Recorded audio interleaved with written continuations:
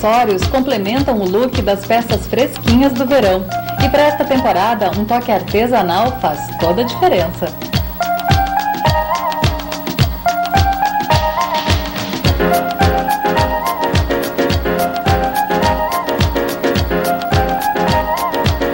Priscila, tu é formada em arquitetura. Como é que tu veio parar na área da moda? Olha, eu sempre gostei, assim, de coisas, de desenhos, de pintura, artes em geral, assim, tanto que eu até fiquei na dúvida se eu fazia arquitetura, se eu fazia artes plásticas. E eu costumava fazer capinhas de CDs, assim, gravava o CD, fazia o desenho conforme o tipo de música que tinha e dava de presente. Daí todo mundo falava, tinha que fazer alguma coisa com estamparia, tu desenha bem, e eu sempre gostei muito, assim, de cores. Daí eu procurei um curso, né, que tivesse um pouco a ver com isso, descobri que existia design de superfície, que até então eu nem sabia que existia uma área como o design de superfície que trabalha assim superfícies diversas, não só tecidos, mas vidro, cerâmicas, cada trabalho que a gente tinha, a gente desenvolvia alguma coisa diferente e foi surgindo a ideia das fitas, de compor os tecidos diferentes, com as texturas diferentes de cada fita. E eu não sabia onde colocar muito isso no início, eu gostava daquilo, eu fazia ali o trabalho, mas eu não sabia onde pôr. E daí surgiu a ideia das bolsas, que é uma coisa que eu acho que agrega, a mulher gosta, né, de ter uma bolsa bonita, uma coisa diferente. Eu comecei com bolsa mesmo, couro e fitas agregadas. Depois entrou a moda das carteiras, comecei a fazer a carteirinha e hoje ela é meu carro-chefe, assim. Pois é, por que tu acha que a carteira pegou tanto aqui com as gaúchas? Acho que primeiro porque eu já estava na moda, né? Todo mundo estava usando, é uma coisa prática. E segundo que essa carteira em si, eu procurei fazer uma coisa diferente nela também, assim. Ela vem com uma pulseira, tu põe e fica com a mão livre. Se quiser beber, tá num lugar, né? Fica com a mão realmente livre. Ou então tu abre o fechinho e separa uma coisa da outra. Então chegou no restaurante, quer deixar ela em cima da mesa, ou quer usar só a pulseira hoje, não quer sair com a carteira. Ela tem essa versatilidade, que eu acho que a gente gosta de saber que tem um produto assim, tipo 2 em 1. Eu comprei uma carteira e ganhei uma pulseira, fica essa sensação, assim. Além de ser uma coisa toda diferente, é um trabalho, eu monto uma por uma, né?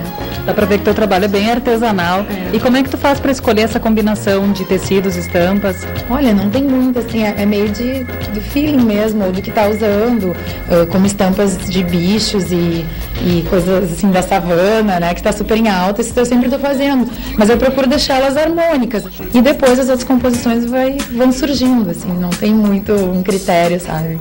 E nesse teu clima de deixar as mãos livres para aproveitar melhor uma balada, tu também criou umas pochetes bem diferentes. Também, as pochetes estão super em alta, começou na Europa e daí como demora tudo para chegar aqui, depois foi pro Rio de Janeiro, agora as gaúchas estão começando a se acostumar com a ideia, mas elas são super práticas também, porque tem espaço, tem bolsos, tem os fechinhos, né? Tem espaço interno relativamente grande, né? Ela é um modelinho grande. Eu faço composições diferentes com elas também. Então uma fica mais esportiva, a outra fica com um toque mais sofisticado, vamos dizer assim. Então, dependendo do gosto da pessoa e para a ocasião que ela vai usar, daí tem opções variadas, né? Eu queria montar uma bolsa que tivesse um top legal, até porque tá super na moda os tops, essa coisa bem romântica, laços, babados. Daí eu fiz a bolsa com esse detalhe do top. Daí tentei fazer um corpo também mais descontraído, assim, mais largo, para ficar o laço mais deslocadinho e tudo. Sempre trabalhando com couro e também ou camurça ou algum outro tecido, né? Fazendo o jogo das texturas diferentes.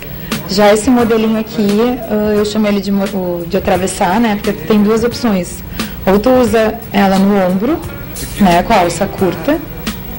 Ou então tu regula a alça e ajusta para o teu corpo para usar ela atravessada. Tem muitas pessoas que são altas e gostam de ter uma alça mais comprida também, né? Ela tá mais solta. Então fica mais de acordo com o que a pessoa está precisando no momento. Nem sempre tu também tá com uma roupa que dá para atravessar, às vezes, né? Tá com uma blusa mais ajeitadinha, não? Então tu fica com essa versatilidade. Eu acho que a marca tem um pouco disso, sabe? Eu sempre procuro, em cada produto, dar alguma vantagem para cliente, sabe? Para ela poder, eu posso usar assim, eu posso usar de outro jeito. Não fica uma coisa tão engessada, assim. A pessoa pode, conforme a sua necessidade, ir se ajustando ao produto. Vamos dar uma olhadinha aqui agora nos teus acessórios. Esses colares eu acabei de lançar e a minha inspiração foi a história das carteiras mesmo, porque tem todo o trabalho das fitas com tecido e eu tentei fazer dentro dessa linha um outro tipo de acessório, né? Daí no caso aqui são peixinhos, daí tem outras formas, né? Estrelinha, coração, flores. Seguindo a linha das fitas e tecidos, tem já esse outro gênero aqui, que seria tipo um medalhão, só com fitas.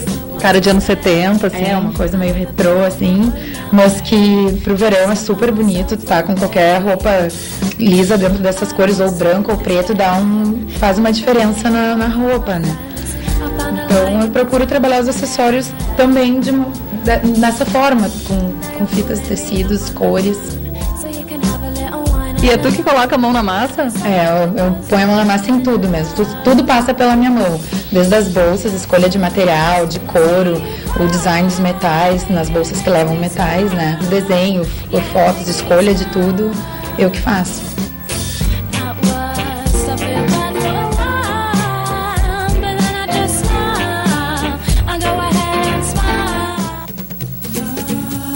Os quicóis, cangas produzidas artesanalmente na África, prometem desfilar por aqui neste verão. A novidade já fez sucesso na Europa, onde famosos como Brad Pitt, Príncipe Harry e a popstar Madonna combinam muito bem as cangas com seus figurinos. O quicói chegou na África nas vestimentas dos mercadores árabes e por centenas de anos desenvolveram características próprias dentro das tribos do Quênia e Tanzânia, fazendo parte da história do país. Com cores vivas, trançadas em 100% algodão, o quicói é unissex e pode ser de vários tipos: pashmina, mantas, chales e toalhas de praia. Para estar em sintonia com os famosos que já aderiram à tendência, amarre na cintura ou use como cachecol. Uma das profissões mais antigas ligadas à moda, resiste ao tempo e faz parte do nosso dia a dia. Um sapateiro consegue renovar e até transformar sapatos surrados em modelos novos.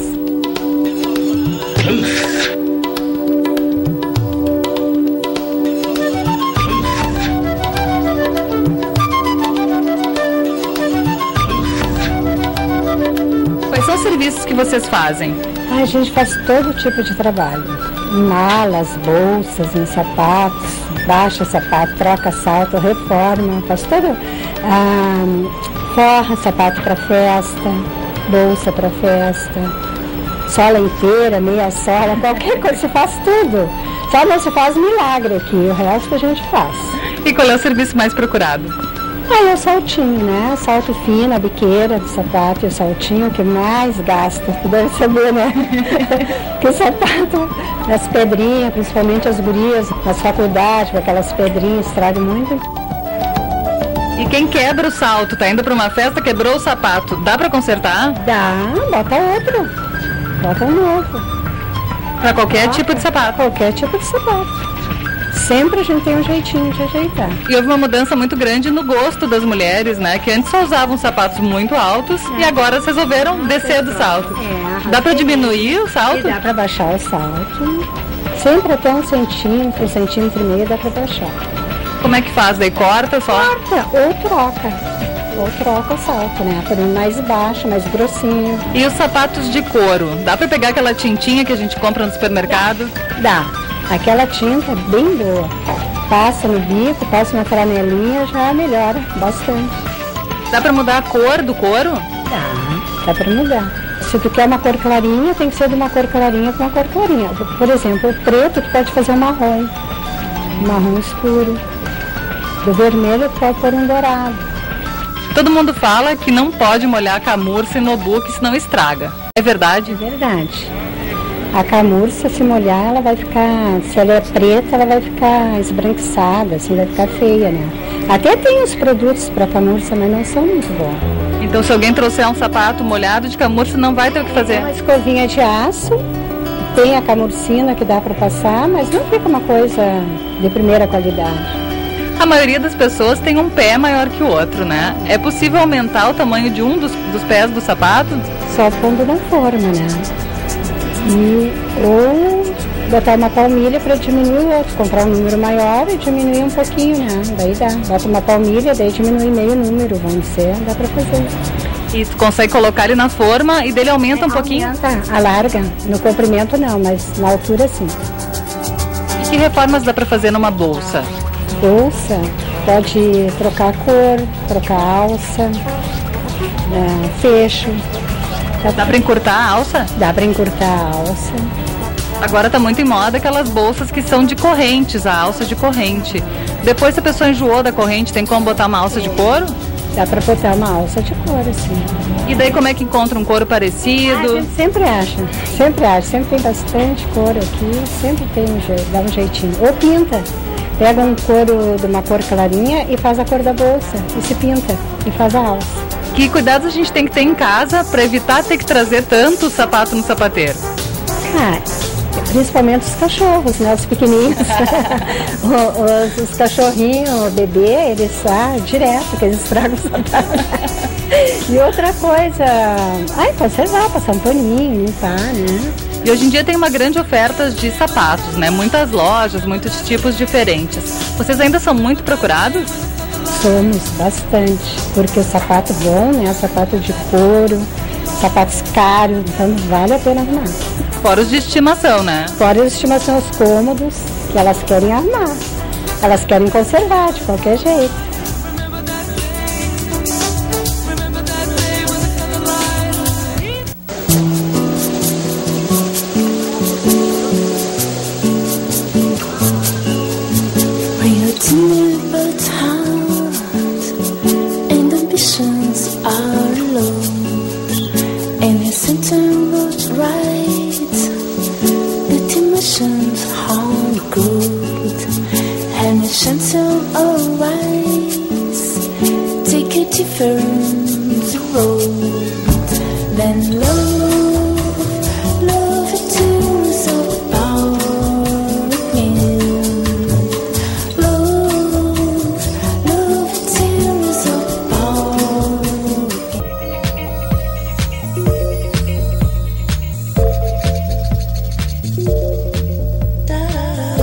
Meu nome é Marcelo Lorenzon, eu sou jornalista e o meu estilo é um mix de tudo que eu gosto. Eu acho que um pouco de étnico, um pouco de moderno, depende do meu astral no dia, pra falar a verdade. Eu adoro tudo que tá na moda, pra falar a verdade, eu acho que eu sou um pouco vítima da moda. Então varia bastante, varia desde calças jeans com saltão, até rasteira, até bota, até coisas bem loucas, às vezes até loucas demais. E é isso, hoje tá meio étnica, eu acho. Não sei, é mais ou menos isso, uma mistura bem ao meu estilo. A moda é facilmente associada a produtos de luxo. Mas qual o grande diferencial destes produtos? Carlos, o que é um produto de luxo?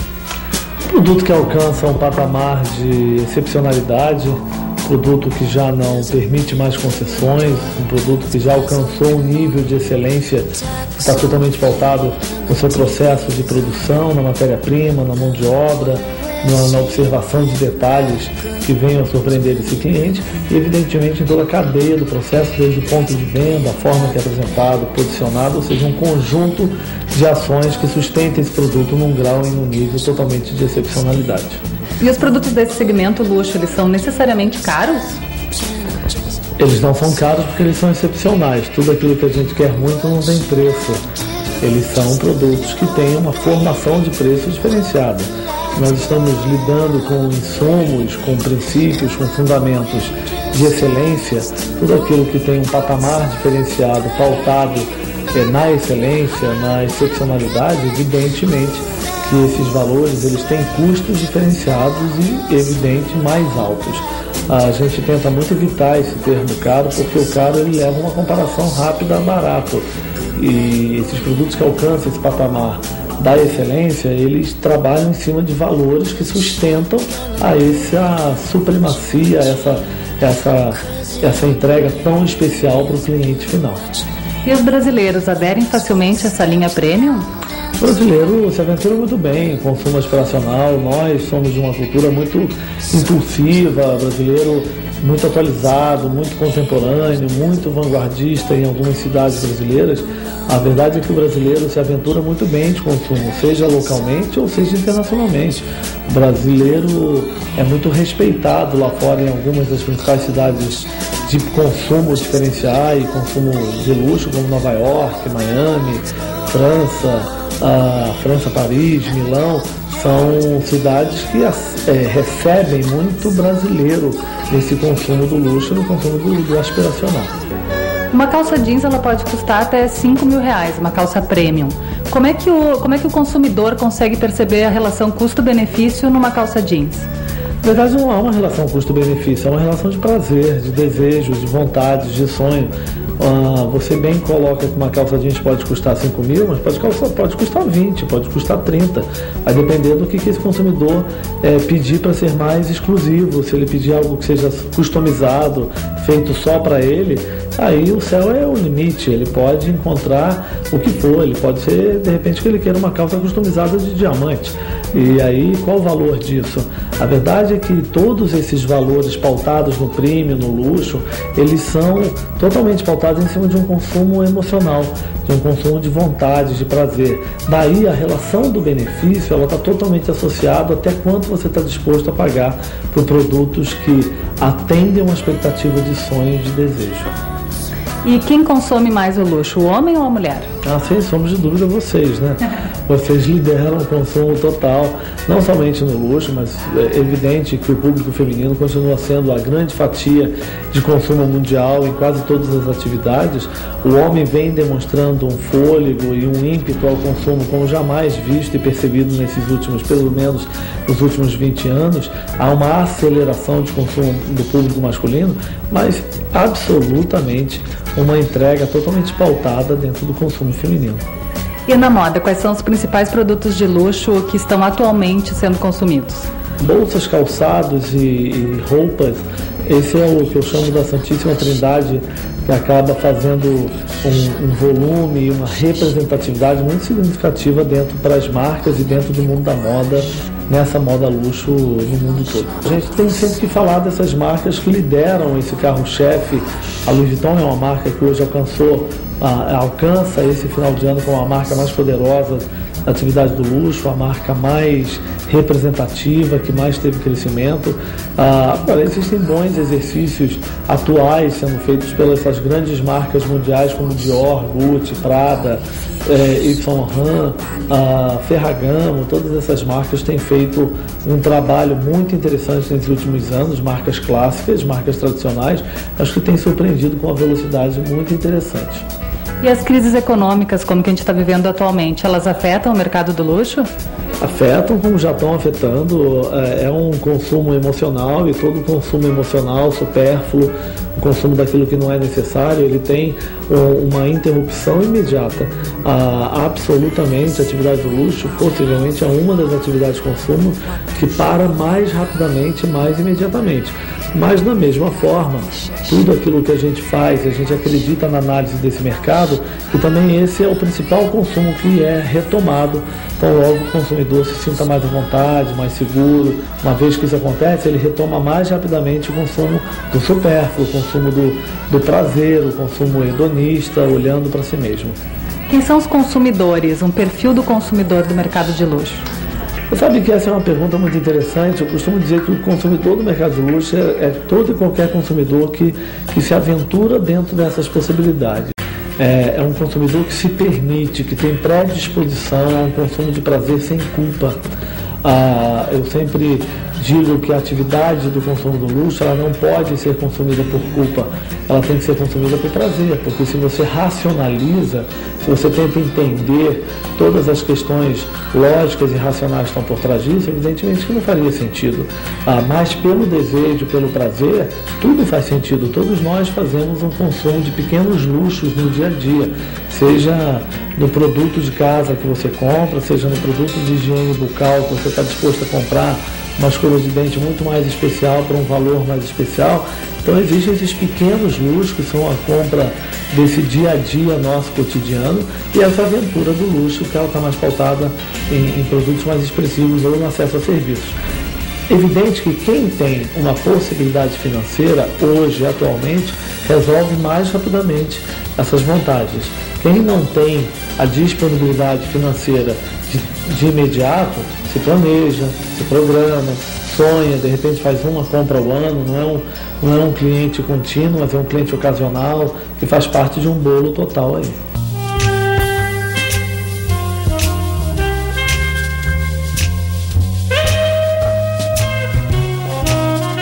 Hoje ficamos por aqui. Para falar conosco, envie um e-mail para estilomoda@tvcom.com.br. E para saber mais sobre as matérias apresentadas aqui no programa, é só acessar o nosso blog. O endereço é tvcom.com.br/estilomoda. Até a próxima semana. Tchau, tchau.